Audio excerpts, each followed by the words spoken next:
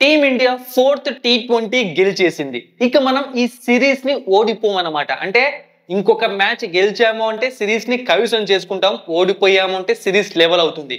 So అలాంటి స్టేజ్కి వచ్చింది. ఎలాంటి స్టేజ్ నుంచి అంటే బౌన్స్ బ్యాక్ అయిందనమాట. మనం ఒకనొక స్టేజ్ లో చాలా వెనకబడి ఉన్నాము. అయితే టీమిండియా పదే పదే చేసిన తప్పే ఎందుకు చేస్తోంది క్రూషియల్ మూమెంట్స్ లో, దాని గురించి మనం ఇప్పుడు మాట్లాడదాం. అండ్ మన ఇంపార్టెంట్ ప్లేయర్స్ ఎవరు ఈ గెలుపు కారణమయ్యారో వాళ్ళ గురించి కూడా మాట్లాడదాము. తప్పకుండా తెలుగు బస్ యూట్యూబ్ ఛానల్ ను సబ్స్క్రైబ్ చేసుకోండి. అలాగే మీ అభిప్రాయాన్ని కామెంట్ చేయండి, వీడియోని లైక్ చేయడం మర్చిపోకండి. అప్పుడే మీకు మన వీడియోస్ అన్నవి చాలా త్వరగా వస్తాయి, అప్డేట్స్ అన్నవి. టీమిండియా ఈరోజు చేసిన రన్స్ ఎంత? 167, 8 వికెట్స్ కోల్పోయింది. చాలా మంది అంటే ఈ మ్యాచ్ గెలిచాం కాబట్టి పట్టించుకోకపోవచ్చు, కొంతమంది అనుకుంటూ ఉండొచ్చు తక్కువ స్కోర్ కదా ఇది, ఇంకా ఎక్కువ చేయొచ్చు కదా అని చెప్పి. ఇంపాసిబుల్ అనమాట. ఎందుకు అంటే ఇంపాసిబుల్ అని చెప్పకూడదు, సో కష్టం అనమాట. ఎందుకు అంటే మనం ప్రివ్యూలో క్లియర్ గా చెప్పుకున్నాం, ఈ పిచ్ అంత సూపర్ బ్యాటింగ్ వికెట్ కాదు, ఒక యావరేజ్ బ్యాటింగ్ వికెట్. 167 అంటే ఆల్మోస్ట్ ఒక 170, చాలా మంచి స్కోర్. మన వాళ్ళు మంచి బ్యాటింగే చేశారు, ఎవరి దగ్గర నుంచి భారీ స్కోర్స్ అయితే రాలేదు, బట్ ఈ స్కోర్ వచ్చింది. అయితే మీరు ఒక స్టాట్ చూసారు అంటే ఇంట్రెస్టింగ్ గా 2016 అంటే ఆల్మోస్ట్ 9 years తర్వాత మన టాప్ ఆర్డర్ లో నలుగురు కూడా 20+ రన్స్ చేశారట.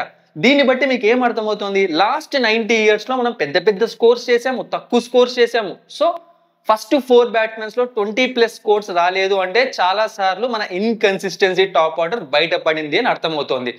బట్ ఈ రోజు మనం చూసాము అంటే అభిషేక్ శర్మ 21 balls లో 28 runs, but Adam Zampa bowling లో అవుట్ అయ్యాడు. ఇక శుభ్మన్ గిల్, సో ఈ సిరీస్ మొత్తం వన్డే సిరీస్ కలుపుకొని ఇప్పటి వరకు చూసాము అంటే స్లో ఇన్నింగ్స్ ఆడాడు ఆ పిచ్కి అనుగుణంగా, బట్ ఇంపార్టెంట్ ఇన్నింగ్స్ అయితే ప్లే చేశాడు అనమాట. 39 balls లో 46. సో T20 పరంగా చూసినప్పుడు మనకు అది స్ట్రైక్ రేట్ అవన్నీ చూస్తాము, బట్ పిచ్ పరంగా చూసుకున్నప్పుడు ఒక మంచి ఇన్నింగ్స్ అయితే మనకు వచ్చింది, దాన్ని మనం యాక్సెప్ట్ చేసి తీరాలి.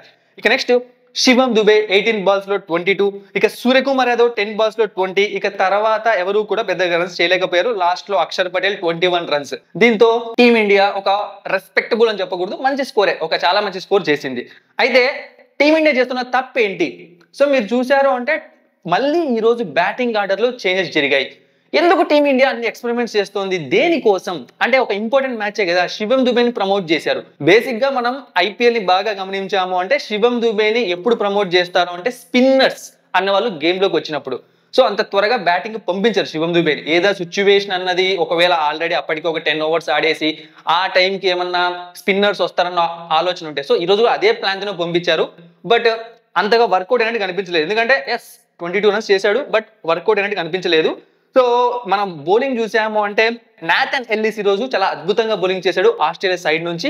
సో 21 runs ఇచ్చి 3 wickets తీసుకున్నాడు, చాలా మంచి ఎకానమీతో బౌలింగ్ చేశాడు. అంటే జాస్ హ్యాజల్వుడ్ లేని టైంలో తనే లీడ్ చేశాడు అనమాట టీం అన్నది. ఇక నెక్స్ట్ ఆదమ్ జంపా 3 wickets, ఇక మార్కస్ స్టోనిస్ 1 wicket, ఇక జావియర్ బ్రాట్లెట్ 1 wicket. ఈ వికెట్స్ పడ్డాయి. ఈ రోజు ఇక మనం షిఫ్ట్ అయ్యాము అంటే మన బౌలింగ్ ఇన్నింగ్స్ కి షిఫ్ట్ అయ్యాము అంటే సూర్యకుమార్ యాదవ్ గురించి మాట్లాడాలి. ఈ రోజు సో చాలా మంచి బౌలింగ్ చేంజెస్ చేశాడు, ఎందుకంటే తను ఏ బౌలింగ్ చేంజెస్ చేసినా వికెట్స్ పడ్డాయి. సో ఫస్ట్ నుంచి కూడా ఈ గేమ్ లో మనదే అప్పర్ హ్యాండ్ కనిపించింది. మీరు చూసారు అంటే Australia innings Mitchell Marsh 30 runs చేశాడు 24 balls లో. ఇక తర్వాత మాథ్యూ షాట్ 19 balls లో 25. ఇక తర్వాత ఎవరు కూడా ఆ గేమ్ నిలబెట్టలేకపోయారు. ముఖ్యంగా మనం మ్యాక్స్వెల్ గురించి ఇక్కడ మాట్లాడి తీరాలి, దాని గురించి మాట్లాడదాం. ఫస్ట్ మనం బౌలింగ్ చూసాము అంటే హర్షదీప్ సింగ్ కి 1 wicket పడింది, ఇక తర్వాత వరుణ్ చక్రవర్తికి 1 wicket, అక్షర్ పటేల్ కి 2, శివం దుబేకి 2, వాషింగ్టన్ సుందర్ కి లాస్ట్ లో అనమాట సూపర్ గా వికెట్స్ పడ్డాయి. 1.2 overs మాత్రమే బౌలింగ్ చేశాడు, 3 wickets పడ్డాయి. సో శివం దుబేని మన వాళ్ళు ట్రంప్ కార్డ్ లాగా యూజ్ చేస్తున్నారు, ఎందుకంటే శివం దుబే బౌలింగ్ లో కొట్టడానికి ట్రై చేస్తున్నారు ఆస్ట్రేలియా వాళ్ళు. సో బట్ తన బౌలింగ్ యాక్షన్ వల్ల, తన పేస్ వల్ల వికెట్స్ పడ్డాయి. సో అది మనకు ప్లస్ అయింది. సో మ్యాచ్ గెలిచినప్పుడు మనం పాజిటివ్స్ గురించే మాట్లాడతాం. ఒకవేళ ఈ మ్యాచ్ ఓడిపోయింటే మనమే శివం దుబేని అనేవాళ్ళమేమో, అంటే ఎకానమీ ఎక్కువైంది అని చెప్పి.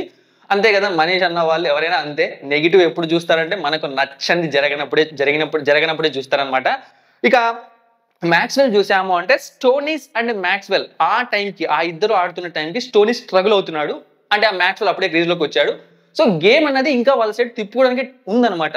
బట్ ఇక మ్యాక్స్వెల్ పని అయిపోయిందేమో అనిపిస్తుంది క్రికెట్ చరిత్రలో. అంటే రావచ్చు, తను ఇంకొన్ని రోజులు ఆడతాడు, ఇంకా మంచి ఇన్నింగ్స్ రావచ్చు, బట్ పాత మ్యాక్స్వెల్ ని మనం ఇక కన్సిస్టెన్సీగా ఆడే మ్యాక్స్వెల్ ని మనం చూడలేమేమో అనిపిస్తోంది.